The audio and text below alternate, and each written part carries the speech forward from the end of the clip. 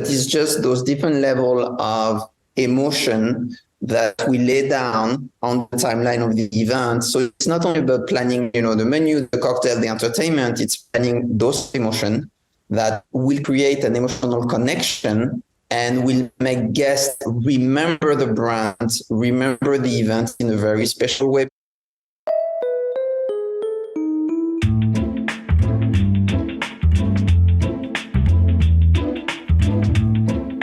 Welcome to No More Bad Events, a fun and insightful podcast for professional event organizers and for anyone at any level interested in producing nothing but the best events.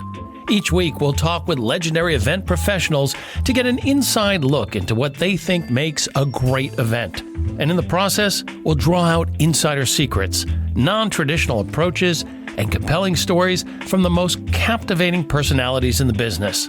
We'll definitely get the skinny on reaching that one big goal: no more bad events.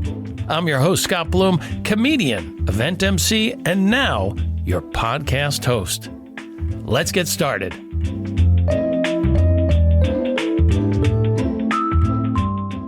No More Bad Events is produced and presented by eSpeakers, the most trusted, easy-to-use, full-service online platform for finding, connecting with, and hiring the best keynote speakers, hosts, and presenters in the world.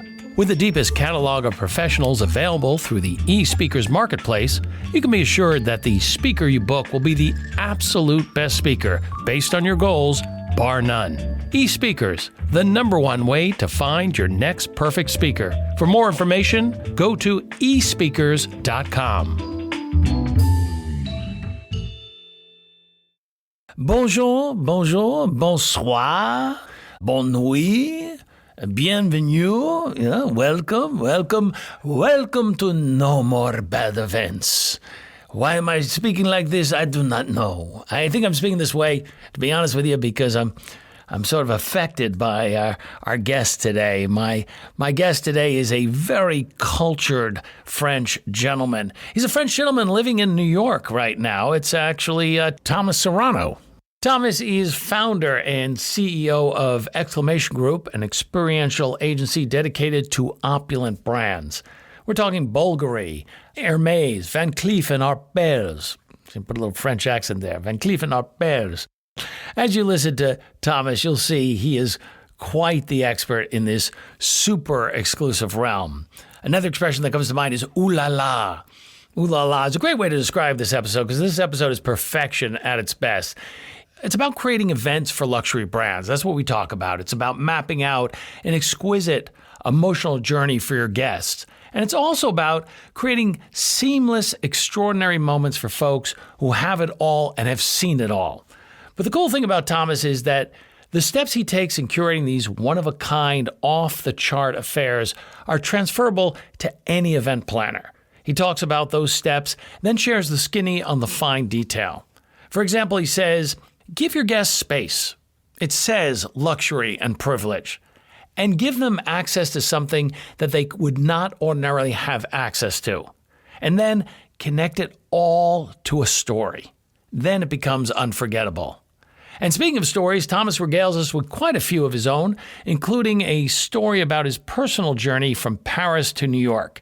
It's all a perfect demonstration of No More Bad Events. C'est bon. With that, meet my new mon ami, Monsieur Thomas Serrano. What I talk about is, in order to make connections with people, you need to make an emotional connection. And I know that's what you talk about. So let's jump right into it. Now, I know you have decades of experience as well, working with big names like L'Oreal, Swarovski, Bulgari, Dom Perignon. So how is managing and planning these type of luxury events different from, let's say, a typical conference? Is the clientele expecting more? Is there more pressure to impress?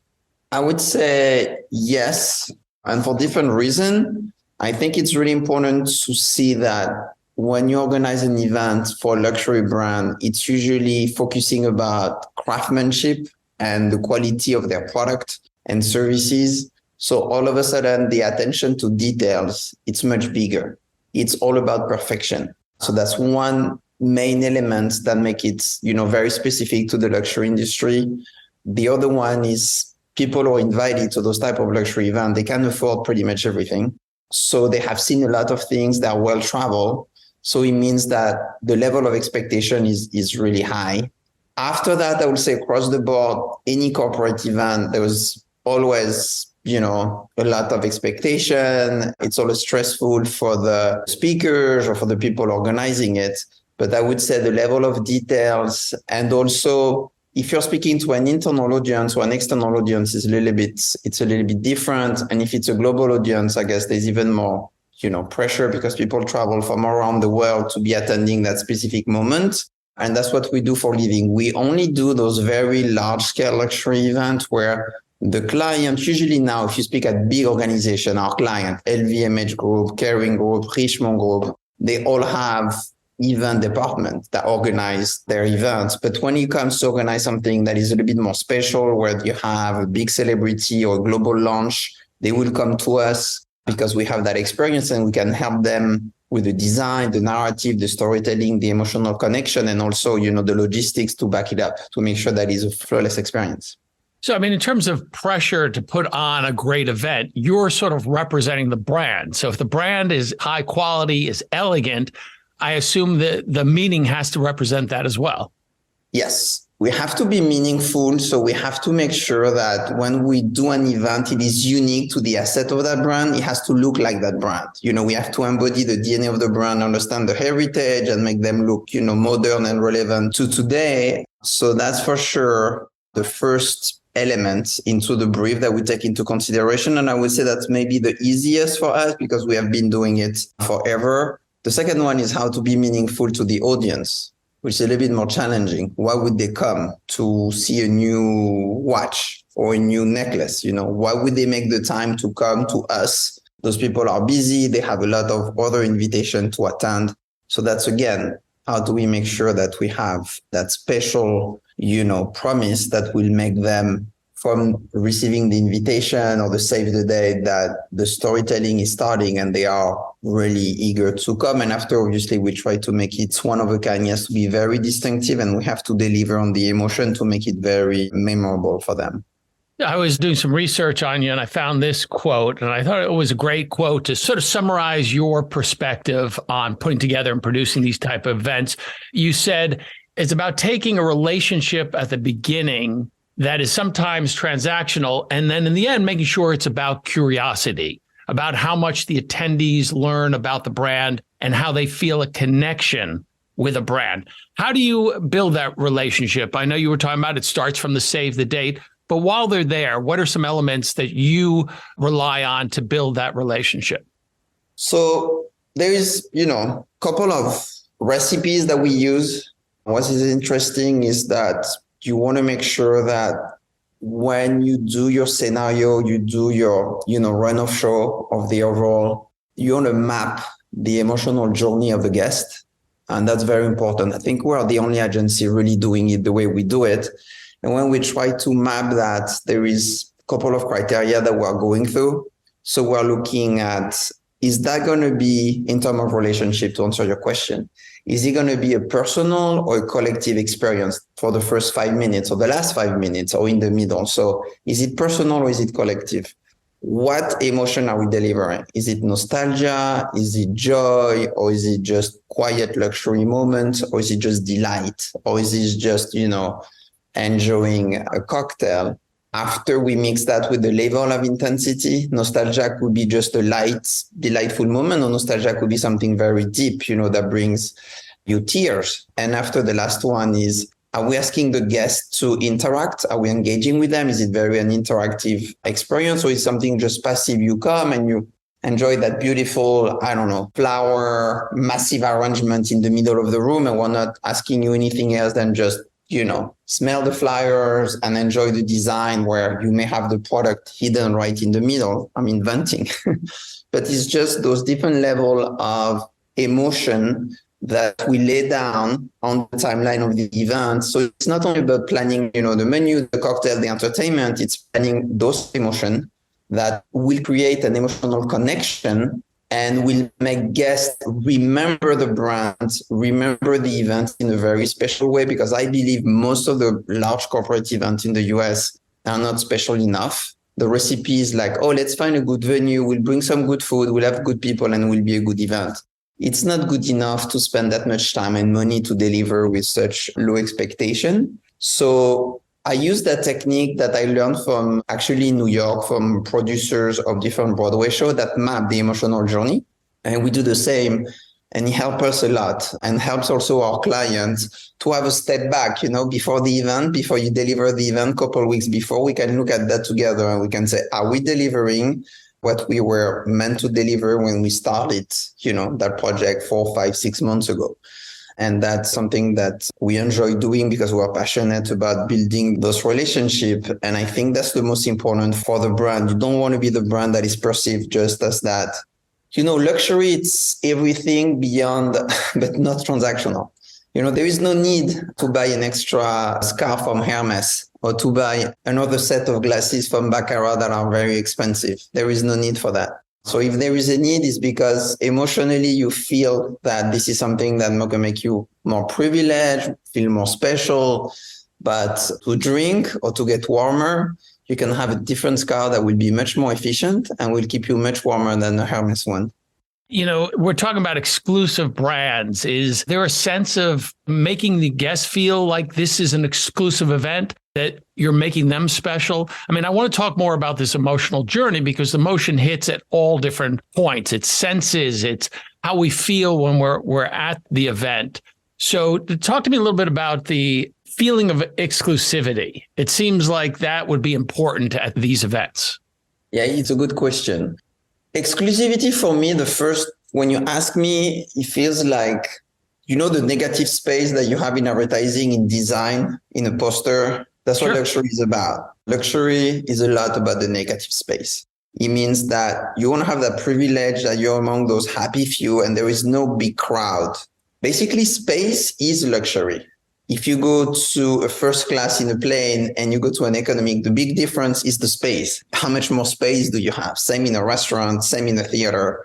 So that's the first definition of exclusivity in an event, that you feel like you're among the few people who have been invited. And when you are there, you feel like, it is pleasant to attend and you have your boundaries and you can enjoy the space. The second level of exclusivity is that special access to that experience that money cannot buy. Even though you're a millionaire, you live in LA and you can buy that Bentley or that Ferrari, you can buy that cognac bottle. Those brands are going to bring you to a specific museum or to a restaurant with an additional experience that you could not do on your own. And that's also part of that exclusivity that the brand is bringing to you. And why luxury is exclusivity, in my last conversation with the CEO of Hermes for the USA, basically he was telling me one of the problems we're having is that we don't have enough product right now so it's the scarcity, and it's the level of exclusivity that there is not enough handbags for everybody to buy the Hermes bag. You have to be patient if you want one. And when you combine all those elements, it is the exclusivity of an event where you feel that, it is a privilege to be invited and the experience is going to go the same way.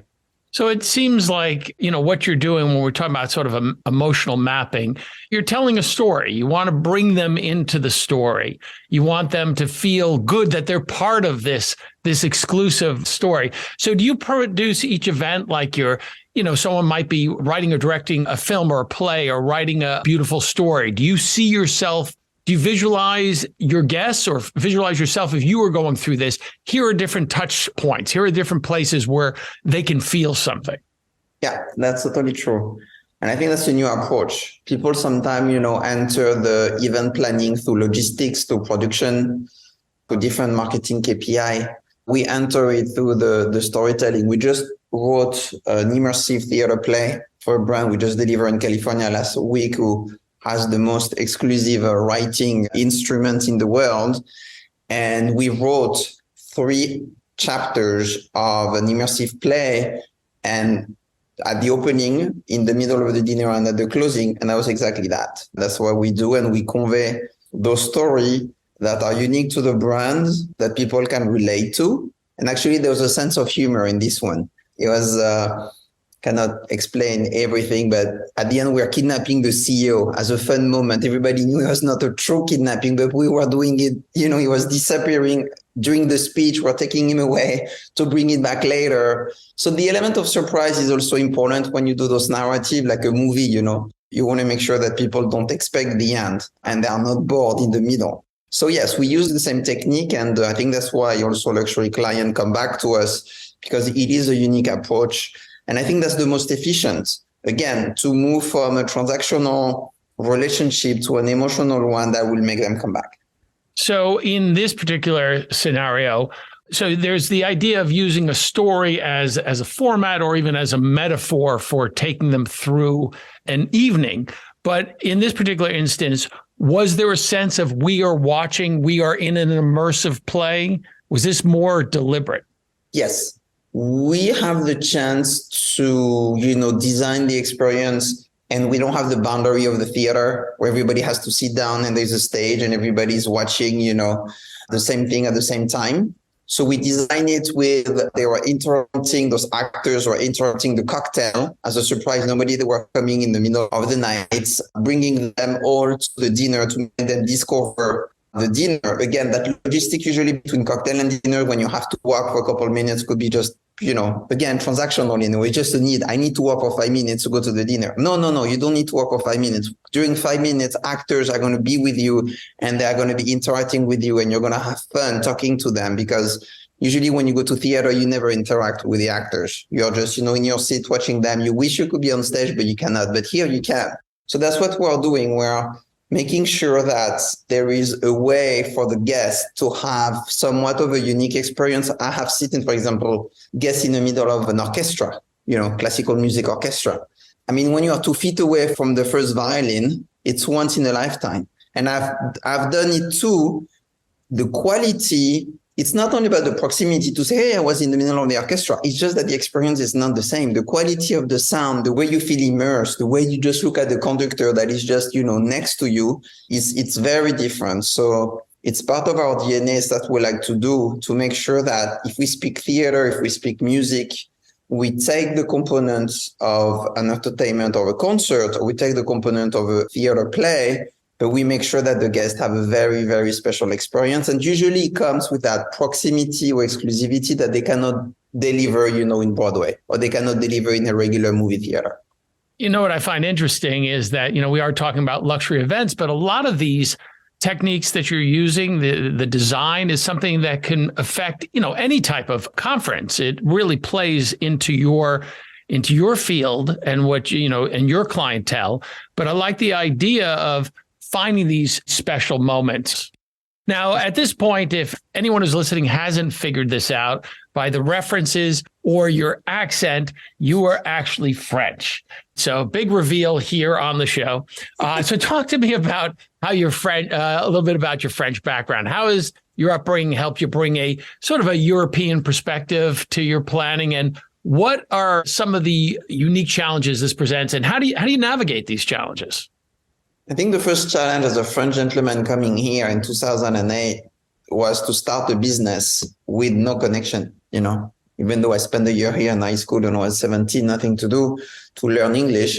Went back to Paris, did all my studies in Paris, worked in Paris. When I came here and I wanted to start a business, I think the biggest challenge was to meet people. Luckily enough, Americans are pretty friendly and like to connect. And it's not, as difficult as it is in France. What brings it, on the positive end is that we have the ability at the agency to connect between that French culture or that European culture, where most of the luxury brands come from, and the US. So I understand, the French heritage. I understand that those French or Italian brands want to remain modern, but still want to focus on their craftsmanship. And I understand, for example, that a French dinner has to be gastronomic and it has to take forever. And I understand that the Americans are not super fan of remaining, at a dinner forever, and are much better than the French people at entertainment, So I try to take the best of both worlds and make those two worlds communicate. And I think this is also another asset we have at the agency. So it's something that we really enjoy doing. It's making sure that those two cultures are very embedded into the event and we're delivering something super interesting for the French brand, but also for the American audience. I mean, I think just your European background has to help in some respects, just on them feeling that you are connected to their culture and to their history. So that's got to be something that sets you apart, maybe from some other people. But let's talk about your team, because as you're saying, you're blending what was history, but also what's current going on here. So what are some of the most important qualities that an event planner should possess, especially on your team? How do you cultivate those qualities in yourself and with your team? So the management is two of us, is Anastasia and I. We're both coming from Europe. We both have, I think, a high level of understanding of, sophistication and luxury. But for the delivery, the execution and the production, we rely on a team that is, of course, based here between New York, Miami, and Los Angeles. And it's very important because at the end of the day, we're really hands-on. We're a boutique agency. We don't believe of just, listening to a client, taking the brief and delegating that event to our team and just showing up the day of. I mean, I have done it when I was managing much larger agencies. Now it's my own. And I think we wanted to design with Anastasia a boutique agency that will have that artisanal feel, like when you're a shoemaker or you do those beautiful flower bouquet, it's difficult to delegate. There's a know-how, there's an expertise, and you want to make sure that every step you are there on the creation and the production. So, and I think it's a good mix because the American people are very efficient and have very big expertise in the production and all the technical aspects of the event delivery. And our value as the management team is our relationship with our clients. And as we said initially, the storytelling. But of course, on the delivery, we have a team that is much more involved into the account management, the production, which we divide in three parts: technical production, which is very, heavy lighting, audio, all the techniques around sound and design and so on. We have a second team that is much more into the production of the event as a whole and in charge of the budget, the vendors, and everything that has to relate to that. And after we have third team that is much more on the logistics, which we call in French like the savoir recevoir, which is basically the knowledge of hospitality. And they will take care of who is going to welcome the guest, what the invitation is going to look like, what are the flowers going to look like, what is the menu going to look like. Like if you were home and doing your own event, all those touch points are part of the logistic team. And the combination of technical production and logistics are the team we rely on, in addition of course, account management. The methodologies is very important to us in the team.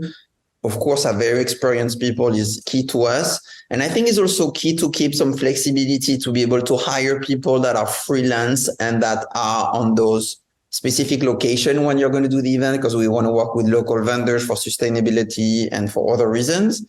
So it's always important for us to always have people on the ground. So if we do an event in LA, we usually have a part of the team that lives in LA. If we do it in Miami, we do it in New York. We always have local people in addition of the core team at Exclamation Group. And I guess that's also to, once again, keep that sort of artisanal feel. You have the people that are there on the ground who know that particular city, that particular culture, and working that together. So you work with, event planners, you're working with vendors. So to ensure that they're working together seamlessly, is there not only just a lot of prep time, is there literally, in the same way, we're talking about, creating a masterpiece, we're creating an event, a play, a piece of theater. Is rehearsing a big part of that? Is there a literal rehearsal process that goes beyond just, hey, you go here, you go here? How detailed do you work that out?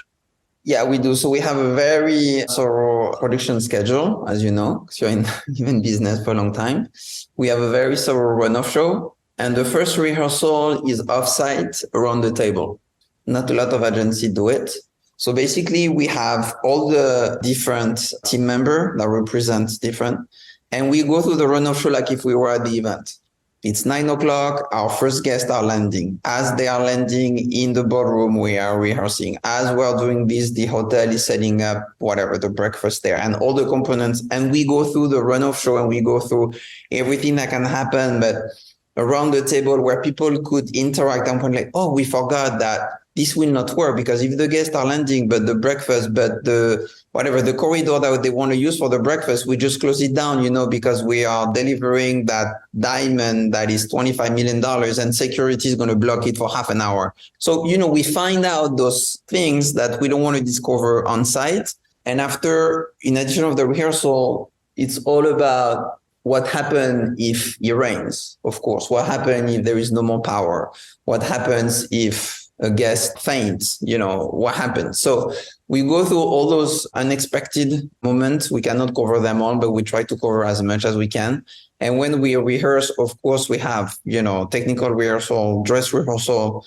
But I would say that most of it comes from the months and months of preparation where we have a dedicated team. And I think that's important too. It's not that we try to have team that will take care of 5 projects at the same time and just run from one to the other. At one point, there is a project, there is a team that is dedicated to that project. It takes more time, it takes more money, but that's the way it works. And they can concentrate on that one specifically and make sure they have enough time to think it through and make it that perfect delivery that the client is expecting. So that's how we like to work. It's not, the most efficient sometimes for an agency when you manage. You wish your account manager could take 3 clients and just go magically and deliver 3 at the same time. But I've been an account manager. I've been, dealing with so many clients at the same time that I used to complain to my boss, like, I'm going to forget something. I'm going to miss something. I cannot, manage that many clients. So now that I am the boss, I'm making sure that everybody is dedicated to their task. And until they deliver it completely, we'll let them focus. It's important and it's part of the DNA of Exclamation Group as a boutique agency again. Yeah, it's interesting because as you start to grow, and as you continue to grow, you're going to constantly trying to be bringing on new people. And then there's that whole training process to get your philosophy, get people who have the same passion you have to creating these, world-class events. So what advice would you give to someone either who's joining your company or someone who's interested in starting a career in event planning, particularly in the luxury market? What would be the big advice you would give them? Don't expect too much growth. If you want to remain true to yourself, I'm just being, really honest here. I'm not expecting to grow the company too much. We did 6 events last year. We will not do more than 8. We cannot. Oh, yes, I need a second Thomas. I need a second Anastasia, and I don't know those people. And I want to remain, in charge, involved with my clients. And that's our promise. When we go to a client and he's asking us, we said, this is us. We own the company. We manage it, but we'll be your project manager. We'll be with you. You're the CMO. You're the CEO. You're going to be on stage. You're going to be the one at risk. If it doesn't go well, we're here to back you up. We're not going to disappear. So that artisan, hands-on, it's very important to us. So, yeah.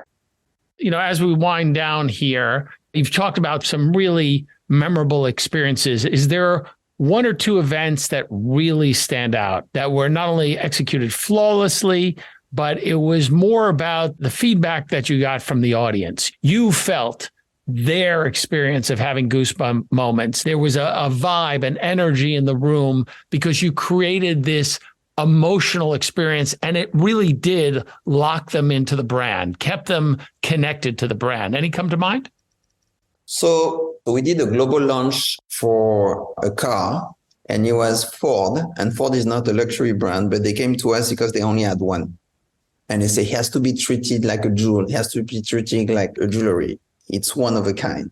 And we designed an experience. It was in Berlin. Just to summarize, at the end, it was only the press, global journalists that travel from all over the world to see that car.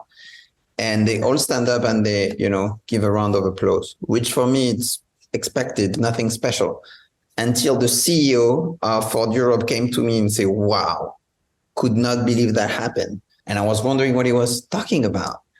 Because when you're a journalist in the automotive industry, you're supposed to remain neutral.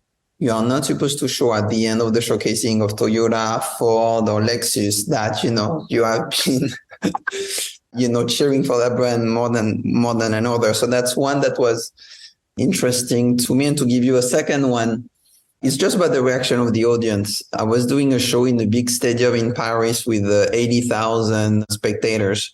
And at one point during the halftime, we were delivering a show and we were trying to get, the 80,000 people to do what we call the Ola. Everybody stands and, put their arms up and they do it in a certain way. So it goes across and around the stadium. And we were crazy enough to promise to that brand that people will do it. They will do it for us. We'll ask them. And they did. And it was, they were not cheering for their special team. They were not cheering for their favorite soccer player. It was just during a soccer game with friends playing.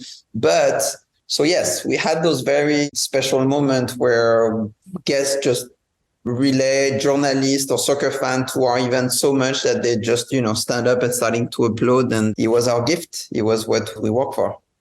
I think what I'm taking away from this conversation is, even though have a niche in this sort of event world with luxury events, high-end events, that the Ford was a great example of how you can bring that same sort of attitude, that same sort of spirit and design to every conference. I mean, you can definitely put together a workshop for other event planners to say, hey, this is how we do it with Bulgari, but this is how you can do it with your X brand, to give it that feeling of specials, a feeling of this is a one-of-a-kind experience. Every event should be that way.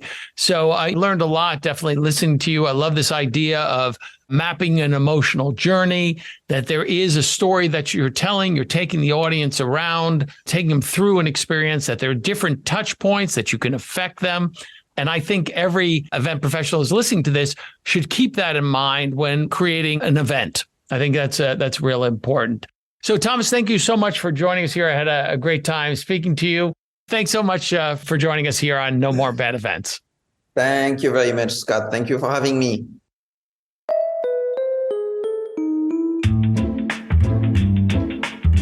That's it for now. I've been your host, Scott Bloom, corporate event MC and comedic keynote speaker. And of course, your connoisseur of connections.